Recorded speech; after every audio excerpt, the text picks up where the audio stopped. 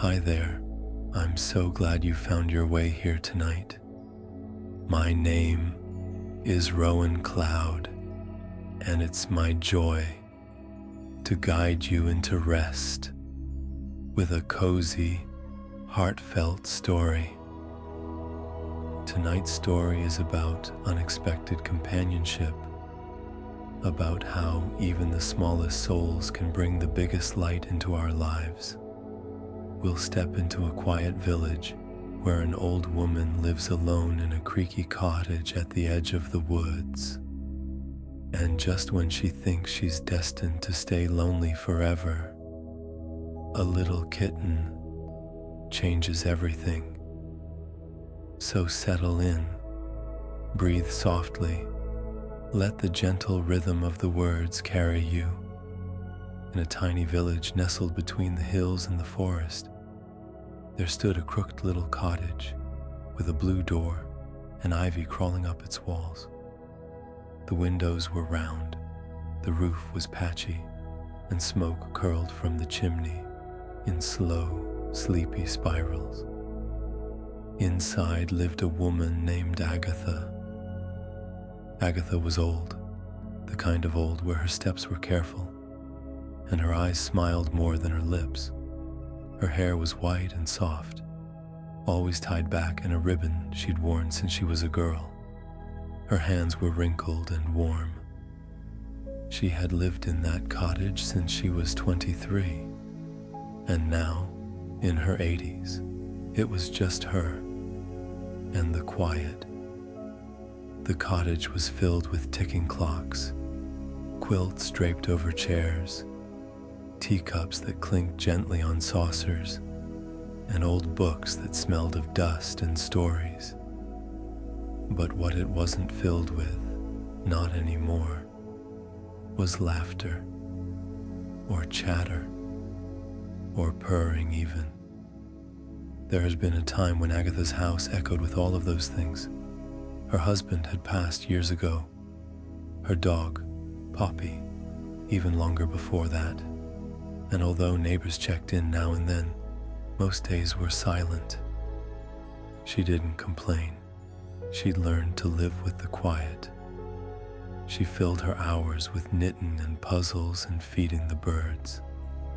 But every so often, especially in the evenings when the sun dipped behind the hills and the shadows turned long, she would whisper, "It's a bit lonely, isn't it?"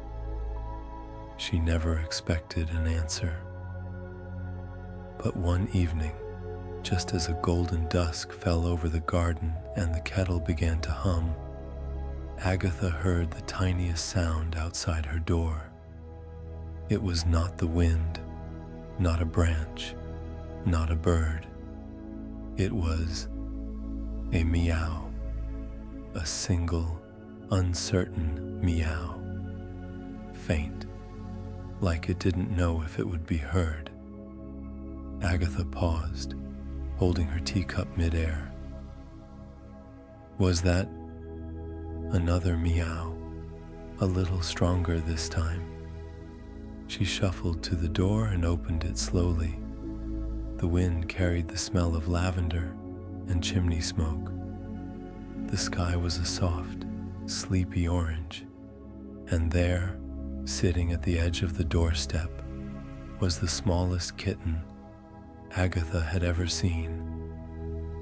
She was barely bigger than a teacup, with gray and white fur, oversized ears, and eyes far too big for her little face. Her whiskers quivered. Her tail was wrapped tight around her tiny body. "Oh, goodness," Agatha breathed, kneeling with some effort. "Where did you come from, little one?" The kitten didn't move, but she meowed again, a quiet, hopeful sound. Agatha's heart gave a tug, the kind she hadn't felt in years. It felt like something waking up. She reached out her hand slowly, and the kitten sniffed it, then rubbed her head gently against Agatha's fingers. "Well then," Agatha whispered. "I suppose you'd like to come in." She left the door open, walked inside, and waited. A moment later, the kitten stepped in on silent paws, looking around with cautious wonder, as if the old cottage were a castle. Agatha poured a saucer of milk and set it down.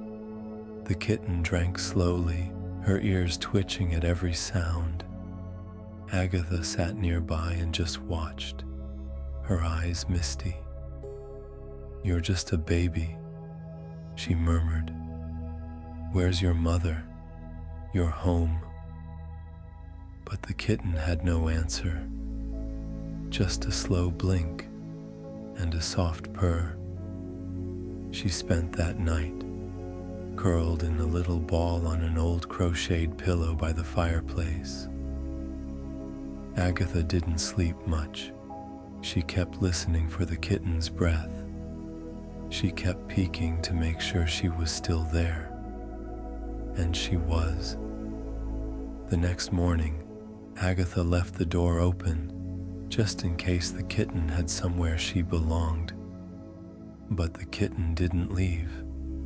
She explored the windowsills, pawed at the tassels on the curtains, and took long naps under the sunbeams that landed on the rug. Agatha found herself humming while she made tea. She hadn't hummed in years.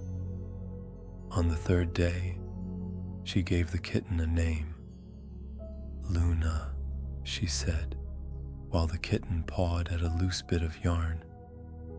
"Because you arrived at dusk, and you glow just like the moon." Luna meowed as if in approval, and then tried to climb inside Agatha's knitting basket. From then on, the days changed.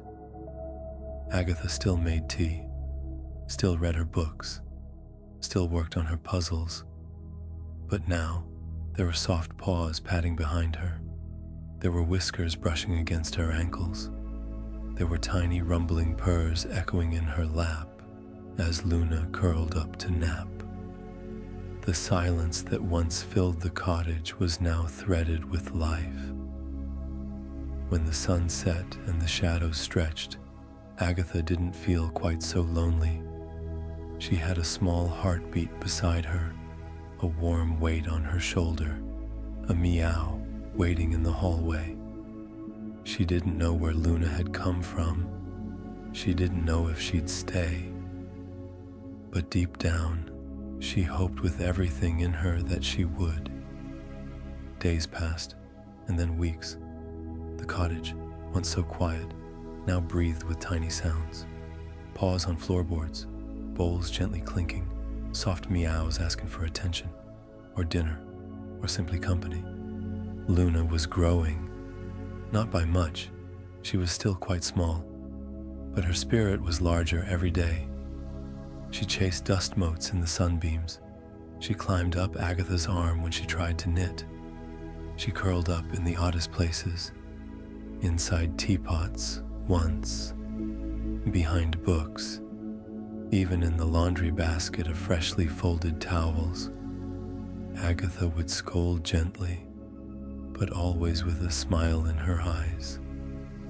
She found herself talking out loud again, not just mumbling or whispering, but speaking, really speaking, to Luna, telling her about her husband, about Poppy the dog, about the neighbors and the birds, and all the ordinary little things she hadn't shared in years. And Luna listened. She would tilt her head, blink slowly, and sometimes softly meow, as if she understood every word. At night, Luna slept beside Agatha, curled into the crook of her arm. Her purring was like a lullaby, low, steady, comforting. And Agatha, who used to wake often from dreams of quiet halls and empty chairs, now slept soundly through the night. She no longer whispered, "It's a bit lonely, isn't it?" She didn't need to. One morning, after a gentle rain had washed the garden clean, Agatha stepped out to feed the birds, Luna at her heels. The sky was still overcast, the air cool and damp. Birds chirped brightly from the trees, grateful for seed and sun breaks. As Agatha scattered crumbs, she noticed Luna sitting perfectly still, staring toward the woods. Agatha followed her gaze, and there, just at the edge of the trees, were two yellow eyes. Another cat, a large gray one, crouched low in the tall grass, watching them. Agatha straightened slowly. Luna let out a small chirp, not afraid, not startled, just curious. The cat at the forest's edge didn't move. After a moment, it turned and slinked away into the underbrush. That night, Luna was restless. She paced by the door. She meowed a little more than usual. She stared out the window with wide, glowing eyes. Agatha sat beside her, gently stroking her head. "Do you know that cat?" she asked softly. "Is it family? A friend?" Luna didn't answer. Of course she didn't. But she eventually curled up, resting her head against Agatha's chest with a long, tired sigh. The next morning, the gray cat was back, closer this time, sitting by the gate. Agatha filled a second saucer with milk and set it outside. She waited. The cat didn't approach while she watched, but later, when she checked again, the saucer was empty. And this went on for days. Milk left out, milk gone. The gray cat would never come too close, never step over the threshold, but it lingered, watched, waited. Agatha began leaving scraps of chicken, bits of fish, a small blanket tucked under the garden bench. "I don't know if you're ready," she'd say, gently to the air, "but it's here if you want it." And Luna, she seemed to understand. She never hissed, never chased, just sat quietly near the window or the door, as if she too was waiting. Eventually, on a chilly morning, just before winter began to whisper through the trees, the gray cat stepped inside the gate. Agatha, standing at the door with Luna in her arms, held her breath. The cat came forward, cautiously, one paw at a time, and stopped at the threshold. Agatha didn't move.